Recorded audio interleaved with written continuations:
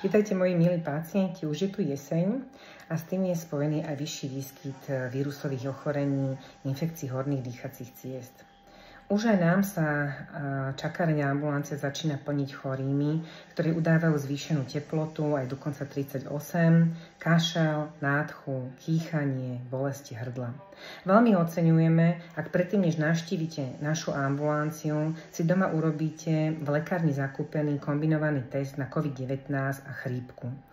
V takomto prípade je liečba symptomatická, pri vírusových infekciách sa nepodávajú antibiotika, podávajú sa liečky na tlmenie teploty, poprípadne na zmiernenie ťažkostí, ako je bolesť hrdla, klimbak, standum verde, nádcha, nosné kvapky na princípe morskej vody.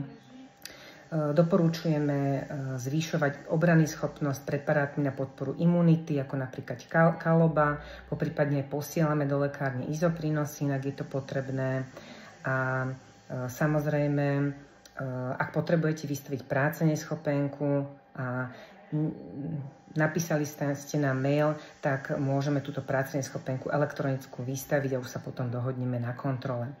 Budeme veľmi radi, ak ešte predtým, než teda navštívite našu ambulanciu, si urobíte tento test a samozrejme, ak potrebujete, že proste máte veľmi bolestivé prehltanie, tak prídite, pozriem hrdielko, či tam nie je nejaká hnisavá angína, ak kašlete, popočúvam vás na prieduškách, ale keďže v čakárni okrem chorých čakajú aj pacienti, ktorí sa chystajú na operáciu, na predoperačné vyšetrenie, poprípadne sú tu pacienti s inými ťažkosťami, bolesti klbov, chrbtice, lakťov, toho dneska bolo veľa, alebo aj poprípadne tehotné ženy, tak z takej ľudskej stránky a kolegiality vás poprosím, keby ste brali na nich ohľad a predtým, než k nám prídete, urobte si takýto test doma. Prajem krásny deň a verím, že jeseň nebude taká náročná, čo sa týka týchto vírusových ochorení.